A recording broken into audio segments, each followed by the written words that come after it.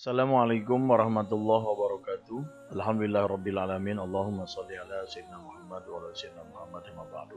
Anakku sekalian, pada kesempatan kali ini kita akan membahas tentang iman kepada Rasul Allah. Apa saja poin-poin pembahasan pada bab iman kepada Rasulullah? Yang pertama kita akan membahas tentang pengertian iman kepada Rasulullah. Yang kedua, landasan hukum dari beriman kepada Rasulullah. Yang ketiga, tanda-tanda beriman kepada Rasulullah. Yang keempat, perilaku yang mencerminkan beriman kepada Rasulullah. Dan yang terakhir adalah fungsi atau manfaat beriman kepada Rasulullah. Pengertian Nabi dan Rasul. Sini ada tiga poin yang akan kita bahas.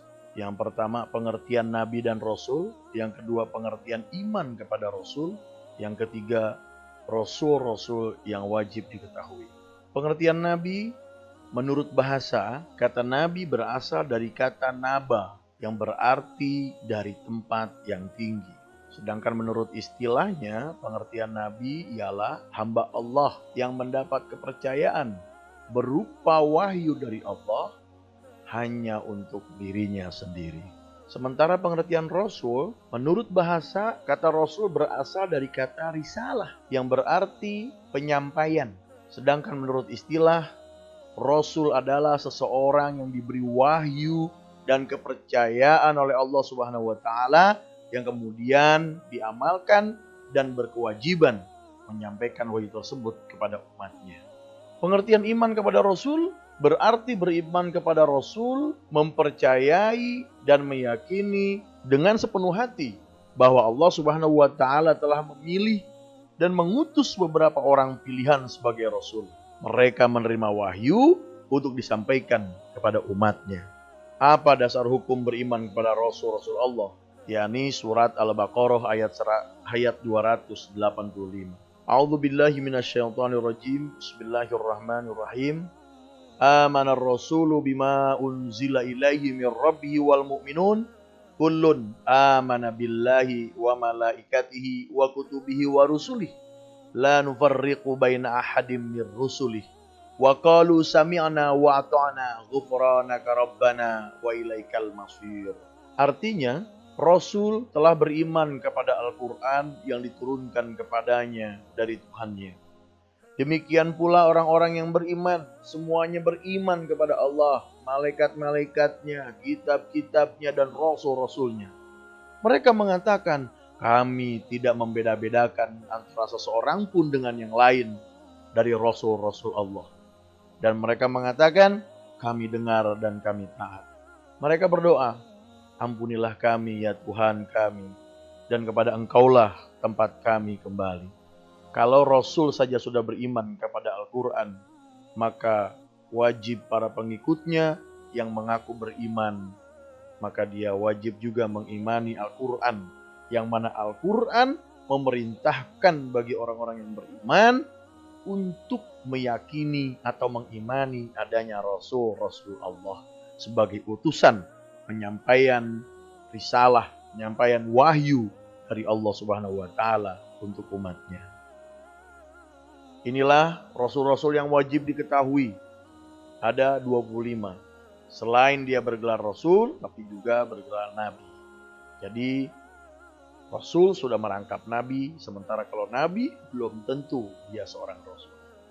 Yang pertama Nabi Adam alaihissalam, kedua Nabi Idris alaihissalam, tiga Nuh alaihissalam, keempat Nabi Hud alaihissalam, kelima Nabi Soleh alaihissalam, keenam Nabi Ibrahim alaihissalam, ketujuh Nabi Lut alaihissalam, delapan Nabi Ismail alaihissalam, sembilan Nabi Ishak alaihissalam, 10 Nabi Yakub alaihissalam, 11 Nabi Yusuf alaihissalam, 12 Nabi Ayub alaihissalam, 13 Nabi Shu'aib alaihissalam, keempat Nabi Musa alaihissalam, 15 Nabi Harun alaihissalam, 16 Nabi Zulkifli alaihissalam, 17 Nabi Daud alaihissalam, 18 Nabi Sulaiman alaihissalam, 19 Nabi Ilyas alaihissalam, 20 Nabi Ilyasa alaihissalam, 21 Nabi Yunus alaihissalam, 22 Nabi Zakaria alaihissalam,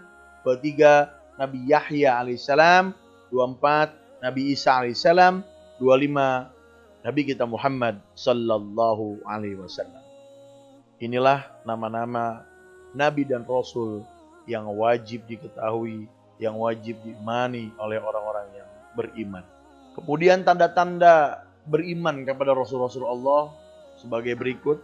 Yang pertama, mempercayai dengan sepenuh hati bahwa Nabi dan Rasul adalah orang-orang yang dipilih Allah Subhanahu wa Ta'ala untuk menyampaikan berita baik kepada umat manusia.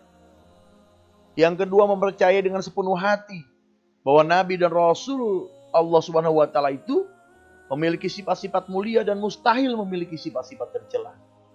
Yang ketiga, mempercayai bahwa ada 5 Nabi dan Rasul yang termasuk dalam ulul azmi. Yang keempat, mempercayai dengan sepenuh hati bahwa Nabi Muhammad SAW adalah Nabi penutup dari para Nabi dan Rasul, sekaligus menyempurnakan agama Allah Subhanahu Wa Taala yang telah disampaikan Rasul-Rasul sebelumnya. Selanjutnya, para Nabi dan Rasul memiliki sifat yang wajib dan juga sifat yang mustahil. Apa saja sifat yang wajib bagi para Rasul? Yang pertama adalah siddiq, harus benar. Yang kedua, fatonah, harus cerdas. Yang ketiga, amanah dan dapat dipercaya. Yang keempat, tabligh, pandai menyampaikan. Kemudian, apa sifat Rasul yang mustahil? Yang pertama adalah kizib. Tidak mungkin, mustahil seorang Rasul itu pendusta. Yang kedua, baladah. Dan tidak mungkin atau mustahil seorang Rasul itu bodoh. Yang keempat, khitman. Dan tidak mungkin seorang Rasul itu menyembunyikan. Yang keempat, khianat. Dan juga tidak mungkin seorang Rasul itu penipu. Siapa saja Nabi yang memiliki gelar ulul azmi. Dan kenapa diberi gelar ulul azmi? Ulul azmi adalah Nabi dan Rasul yang memiliki kesabaran dan ketabahan luar biasa dalam menghadapi penderitaan dan gangguan dalam tugasnya menyampaikan ajaran Allah Subhanahu wa Ta'ala. Yang pertama, Nabi kita Muhammad sallallahu alaihi wasallam. Yang kedua, Nabi Isa alaihissalam. Yang keempat, Nabi Musa alaihissalam. Yang ketiga, Nabi Musa alaihissalam. Yang keempat, Nabi Ibrahim alaihissalam. Yang kelima, Nabi Nuh alaihissalam. Apa saja perilaku yang mencerminkan beriman kepada Rasul-Rasul Allah? Yang pertama, dalam bekerja dan mencari penghasilan, harus mengikuti apa yang telah ditentukan oleh Allah dan Rasul-Nya. Yang kedua, dalam beribadah. Yang ketiga, dalam perjuangan menegakkan amar ma'ruf dan nahi munkar. Yang keempat, mengikuti dan mengembangkan sifat-sifat wajib dan menghindari sifat-sifat mustahil bagi Rasul. Yang kelima, dipraktikkan dalam perilaku sehari-hari.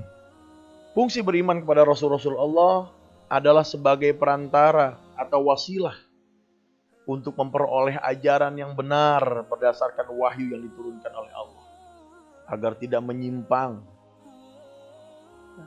Selanjutnya, sebagai langkah hati-hati dalam bertindak, selalu berpikir sebelum melakukan, apakah dilarang oleh agama atau tidak.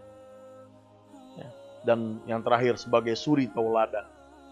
Artinya orang-orang yang beriman kepada Rasul-Rasul Allah, dia harus mengambil suri tauladan yang dilakukan oleh para nabi dan rasul, yang selalu tunduk patuh kepada Allah Subhanahu wa Ta'ala, memasrahkan kehidupannya hanya untuk Allah Subhanahu wa Ta'ala, dan juga melangkah di muka bumi ini juga harus dengan tuntunan agama, tidak dengan hawa nafsu.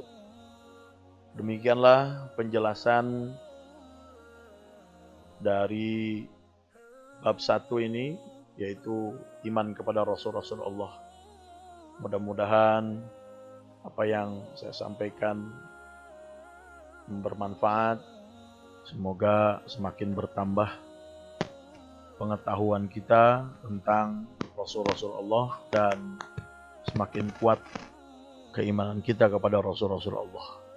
Maka menjadi sempurnalah rukun iman kita. Terima kasih. Wallahu muwaffiq ila aqwamit thoriq.